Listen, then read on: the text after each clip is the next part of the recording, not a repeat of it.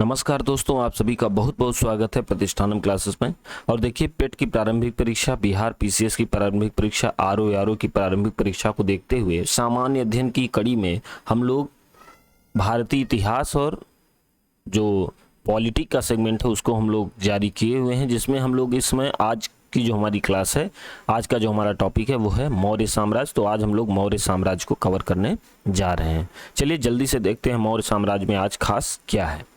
देखिए, सबसे पहले बात करें मौर्य साम्राज्य की, तो जो कुछ ग्रंथों से जानकारी मिलती है मौर्य साम्राज्य के बारे में उसको देख लेते हैं, और उसमें खास क्या है इसको जल्दी से देख लेते हैं। तो सबसे निकटतम जो ग्रंथ है या प्रामाणिक जो ग्रंथ है मौर्य साम्राज्य की जानकारी के लिए वो है अर्थशास्त्र। आप जानते हैं अर्थशास्त्र की रचना किसने की है? चाणक्य ने की है। तो मौर्य साम्राज्य के बारे में इससे जानकारियां मिलती हैं। साथ में मेगस्थनीज के इंडिका से भी मौर्य साम्राज्य के बारे में जानकारी मिलती है। ध्यान रखेंगे कि मेगस्थनीज जो था यूनानी शासक सेल्यूकस का दूत होता है, ठीक है। तो मेगस्थनीज के अनुसार भारतीय समाज 7 जातियों में बटा था और भारत में दास प्रथा नहीं थी। ये फैक्ट महत्वपूर्ण है। पीसीएस जैसे पेपर के लिए ये प्रश्न महत्वपूर्ण हो जाता है जब स्टेटमेंट में आपके लिए प्रश्न पूछ लेता है। तो मेगस्थनीज के अनुसार भारतीय समाज कितनी जातियों में बटा था? तो आंसर है 7 जातियों में बटा था। और उस समय भारत में दास प्रथा नहीं थी। बात करें आगे तो यूनानी ग्रंथों में चंद्रगुप्त मौर्य के लिए सेंड्रोकोटस तथा एंड्रोकोटस का नाम प्रयुक्त हुआ है। तो यूनानी ग्रंथों में ये जो सेंड्रोकोटस है, एंड्रोकोटस नाम है, ये किसके लिए प्रयुक्त हुआ है? तो याद रखेंगे चंद्रगुप्त मौर्य के लिए, ठीक है। सबसे पहले विलियम जोन्स ने सेंड्रोकोटस की पहचान चंद्रगुप्त मौर्य से की थी। मतलब विलियम जोन्स ने पता लगाया था कि सेंड्रोकोटस जो शब्द इस्तेमाल हुआ है वो चंद्रगुप्त मौर्य के लिए हुआ है, ठीक है। चलिए आइए आगे बढ़ते हैं, बात करते हैं चंद्रगुप्त मौर्य की। तो हम लोगों ने कल ही इस चीज को देख लिया था कि चर्चा हम लोगों ने कर ली थी कि चंद्रगुप्त मौर्य ने चाणक्य की सहायता से नंद वंश के अंतिम शासक घनानंद की हत्या करके मौर्य साम्राज्य की नींव डाली थी, ठीक है। चंद्रगुप्त के शत्रुओं के विरुद्ध चाणक्य की कूटनीतिक चालों का वर्णन विशाख दत्त के मुद्रा राक्षस में मिलता है। तो मुद्रा राक्षस के रचनाकार कौन है? विशाख दत्त हैं। क्या है इसमें? चंद्रगुप्त मौर्य की विजय का वर्णन है, साथ में चाणक्य की कूटनीतिक चालों का भी विवरण बाकायदे इसमें किया गया है। किसमें? विशाख दत्त के मुद्रा राक्षस में। ध्यान रखेंगे 305 ईसा पूर्व में चंद्रगुप्त ने यूनानी शासक सेल्यूकस निकेटर, तो यूनानी शासक सेल्यूकस निकेटर को हराया था और उससे हेरात, कंधार, काबुल और मकरान का क्षेत्र प्राप्त किया था, ठीक है। चलिए आगे बढ़ते हैं। आगे देखते हैं कि सेल्यूकस जो जब पराजित हो गया था तो सेल्यूकस निकेटर ने अपनी पुत्री कार्नेलिया का जो विवाह है वो चंद्रगुप्त मौर्य से कर दिया था, ठीक है। ध्यान रखेंगे चंद्रगुप्त के सोहगौरा और महास्थान अभिलेख, वेरी इंपॉर्टेंट फैक्ट है, इसको एकदम याद करना पड़ेगा आपको। सोहगौरा और महास्थान अभिलेख से यह पता होता है कि मौर्य काल में अकाल के दौरान राजकीय सहायता प्रदान की जाती थी। डायरेक्ट प्रश्न पूछा जाएगा कि मौर्य काल में अकाल के दौरान राजकीय सहायता प्राप्त जो होती थी लोगों को, उसके लिए कौन से अभिलेख से ये प्रमाण प्राप्त हुए हैं? तो आंसर देंगे सोहगौरा और महास्थान अभिलेख।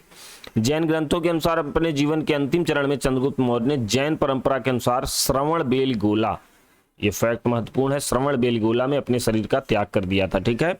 तो ये जो चंद्रगुप्त मौर्य जो है श्रवण बेलगोला में जाकर शरीर त्याग करते हैं। याद रखें किसके साथ गए थे, आपको ये पता होना चाहिए। भद्रबाहु, किसके साथ गए थे? भद्रबाहु। ये सब चीजें आपको बताई जा चुकी हैं, ठीक है। तो इतनी चीजें हमने यहां पर देखी। चलिए आगे देखते हैं। आगे देखते हैं तो चंद्रगुप्त मौर्य के पश्चात इसका पुत्र जो है बिंदुसार, ये गद्दी पर बैठता है और यूनानी लेखकों ने इसे अमित्र घात कहा है। तो ये प्रश्न भी कई बार पूछा गया है कि अमित्र घात जो है किसका उपनाम है? तो बिंदुसार का है, ठीक है। बिंदुसार आजीवक संप्रदाय का अनुयायी था। ध्यान रखेंगे चंद्रगुप्त मौर्य की बात करें तो चंद्रगुप्त मौर्य जैन धर्म के अनुयायी थे। ये सब चीजें ध्यान रखेंगे। उनके लड़के जो हैं बिंदुसार, ये बिंदुसार की बात करें तो बिंदुसार आजीवक धर्म के अनुयायी बन जाते हैं, आजीवक संप्रदाय के अनुयायी बन जाते हैं। तो ध्यान रखेंगे इनके दरबार में डायमेकस आया था जो सीरिया के शासक एंटियोकस का दूत था। तो सीरिया के शासक एंटियोकस का दूत जो है डायमेकस, ये इनके दरबार में आया था। इसके बाद याद रखेंगे बिंदुसार ने एंटियोकस जो सीरिया के शासक थे, तो सीरिया के शासक एंटियोकस से बिंदुसार ने मदिरा, सूखी अंजीर और एक दार्शनिक भेजने की प्रार्थना की थी। तो इसके जवाब में एंटियोकस ने मदिरा भी भेज दिया था और सूखा अंजीर भी भेज दिया था, लेकिन इन्होंने दार्शनिक नहीं भेजा था। इन्होंने कहा था कि हमारे यहाँ दार्शनिक भेजने की परंपरा नहीं है। बिंदुसार के दरबार में टालमी फिलाडेल्फस जो मिस्र का राजा था, इसका भी राजदूत डायनुसस आया था। ध्यान रखेंगे, डायमेकस और डायनिसस दो लोग आए। डायमेकस जो है वो सीरिया के राजा एंटियोकस का दूत होता है, जबकि जो डायनिसस होता है वो मिस्र के राजा फिलाडेल्फस का दूत होता है। ये बातें इतनी ध्यान रखेंगे। बिंदुसार के समय तक्षशिला में 2 विद्रोह होते हैं, ठीक है। इसको दबाने के लिए पहले अपने लड़के सुसीम को भेजते हैं, ये बाद में अशोक को भेजते हैं। तो याद रखेंगे कि बिंदुसार के समय कहां पर विद्रोह हुआ था, तो तक्षशिला में विद्रोह हुआ था, ठीक है। पहले किसको भेजा जाता है विद्रोह का दमन करने के लिए, सुसीम को, बाद में अशोक को भेजा जाता है, ठीक है। तो ये है। अच्छा, कुछ स्रोतों में कहा गया है कि अशोक के दरबार में डायनिसस आया था, फिर भी आप बिंदुसार ही याद रखेंगे, ठीक है। चलिए बात करते हैं जल्दी से अशोक की।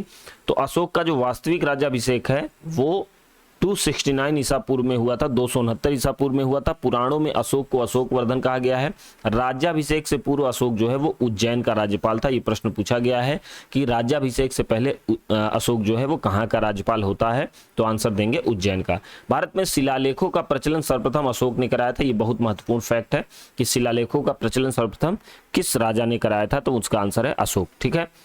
ये भी यहाँ से देखिए, अशोक के बारे में फैक्ट सारे महत्वपूर्ण हैं, आपके पेपर में यहाँ से प्रश्न बनने लगभग तय हैं। तो अपने राज्याभिषेक के 8वें वर्ष, कौन से वर्ष, 8वें वर्ष अर्थात 261 ईसा पूर्व में अशोक ने कलिंग पर आक्रमण किया था। तो राज्याभिषेक के 8वें वर्ष में, आपको भले 261 ईसा पूर्व न याद हो चलेगा, लेकिन ये फैक्ट आपको पता होना चाहिए कि राज्याभिषेक के 8वें वर्ष में कलिंग पर आक्रमण किया था अशोक ने। 1750 ईस्वी की बात करें तो टी पैंथेलर ने सर्वप्रथम दिल्ली में अशोक स्तंभ की खोज की, जिसको पढ़ा था सर्वप्रथम जेम्स प्रिंसेप ने। तो 2 लोग यहां से आपको पता चले, टी पैंथेलर और जेम्स प्रिंसेप। टी पैंथेलर ने अशोक के अभिलेखों का पता लगाया था, जबकि जेम्स प्रिंसेप ने इसको पढ़ा था। दोनों नाम याद रखेंगे। अशोक ने उपगुप्त नामक बौद्ध भिक्षु से बौद्ध धर्म की दीक्षा ली थी। अशोक की माता का नाम सुभद्रांगी था। अशोक ने बौद्ध धर्म के प्रचार के लिए अपने पुत्र महेंद्र और पुत्री संघमित्रा को श्रीलंका भेजा था, ठीक है।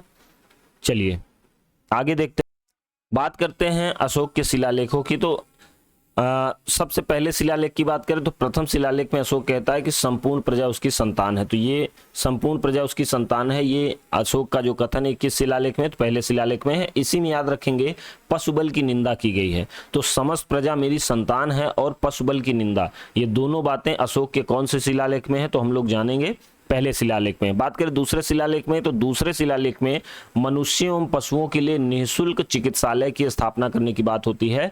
तो मनुष्यों एवं पशुओं के लिए निःशुल्क चिकित्सालय की बात जो है वो किस शिलालेख में है, दूसरे शिलालेख में, इसको याद रखेंगे। साथ ही याद रखेंगे चेर चोल पांड्य जैसे दक्षिणवर्ती राज्यों की भी जो इनका जो विवरण है ये भी दूसरे शिलालेख में। तो दूसरे शिलालेख में भी 2 बातें आपको याद रखनी है। पहला कि सबके लिए चिकित्सालय, ठीक है, मनुष्यों के लिए, पशुओं के लिए, सबके लिए चिकित्सालय की स्थापना की बात दूसरे शिलालेख में है। और साथ में दक्षिणवर्ती राज्य जो हैं चोल, चेर, पांड्य, ये जो हैं इनका भी विवरण जो है दूसरे शिलालेख में देखने को मिलता है।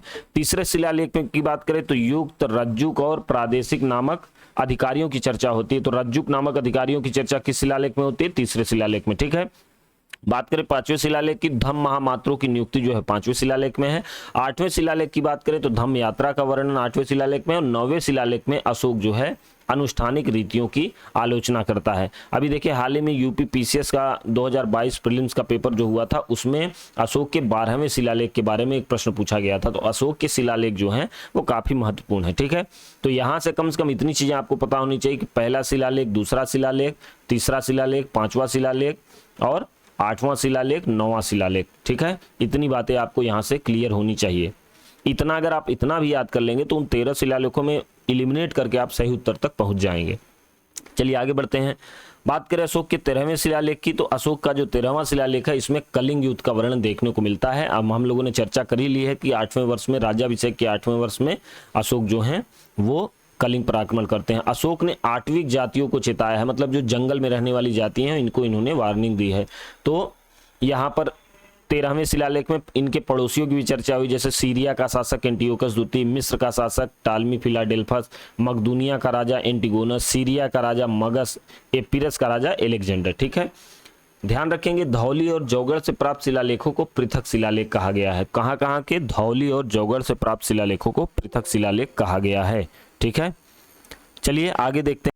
ध्यान रखेंगे कि जो रुम्मिनदेही अभिलेख है, रुम्मिनदेही अभिलेख से पता चलता है कि अशोक ने यहाँ पर जो कर है, कर को माफ कर दिया था। ठीक है, तो धार्मिक कर जो लगता था वो इसको इन्होंने माफ कर दिया था, और राजस्व, भू राजस्व कर की जो राशि है वो 1/6 से 1/8 कर दिया था, मतलब घटा दिया था। ठीक है, तो ये कौन से अभिलेख से पता चलता है? रुम्मिनदेही अभिलेख। याद रखिएगा, रुम्मिनदेही से याद रखिएगा रुपया, रू से रुम्मिनदेही, रू से रुपया। तो इस तरह से याद रखिएगा कि रुम्मिनदेही अभिलेख जो है ये आर्थिक अभिलेख है, और यहाँ पर आपको जानकारी ये देखने को मिलती है कि अशोक ने यहाँ पर कर की जो राशि है, भू राजस्व कर की जो राशि है वो घटाकर 1/6 से घटाकर 1/8 कर दी थी। ठीक है, तो आर्थिक अभिलेख की बात होगी तो आप रुम्मिनदेही याद करेंगे। ठीक है, और ट्रिक हमने यहाँ पर देख ली।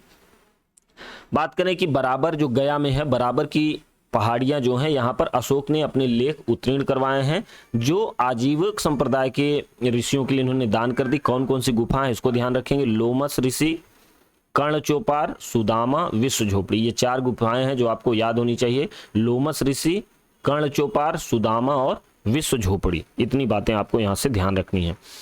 अशोक के जो अधिकांश अभिलेख हैं वो प्राकृत भाषा में, ये फैक्ट भी महत्वपूर्ण है कि अशोक के जो अभिलेख हैं वो किस भाषा में? प्राकृत भाषा में। जो लिपि इनकी है ब्राह्मी लिपि है। हालांकि शाहबाजगढ़ी और मानसेरा की लिपि खरोष्टी है। ठीक है, तो इसको भी फैक्ट याद रखेंगे। यहां से हाँ, एक चीज ये फैक्ट महत्वपूर्ण है कि अशोक का जितने उत्तराधिकारी हुए उतने उत्तराधिकारियों में एक उत्तराधिकारी होता है दशरथ, जिसने देवानामप्रिय की उपाधि ली। तो अशोक ने भी देवानामप्रिय की उपाधि ली थी, जबकि अशोक के उत्तराधिकारियों में दशरथ ने भी देवानामप्रिय की उपाधि धारण की थी। इन्होंने भी नागार्जुनी पहाड़ी में आजीवक संप्रदाय के लिए गुफा बनवाई थी। इतनी बातें आपको याद रखनी है। अशोक के बाद जो है मौर्य साम्राज्य कमजोर होता चला जाता है, और इनके अंतिम शासक होते हैं वृहदत्त। कौन होते हैं? वृहदत्त। इन्हीं की हत्या कर देते हैं पुष्यमित्र शुंग, और अशोक के वो मौर्य साम्राज्य के अंतिम राजा वृहदत्त की हत्या करके जो पुष्यमित्र शुंग हैं इन्होंने शुंग वंश की नींव डाली थी। तो इतना हमने मौर्य साम्राज्य के बारे में कवर किया। आशा करता हूं कि आपको ये वीडियो पसंद आया होगा। पूरा वीडियो देखने के लिए बहुत बहुत धन्यवाद। मिलते हैं अगली क्लास में।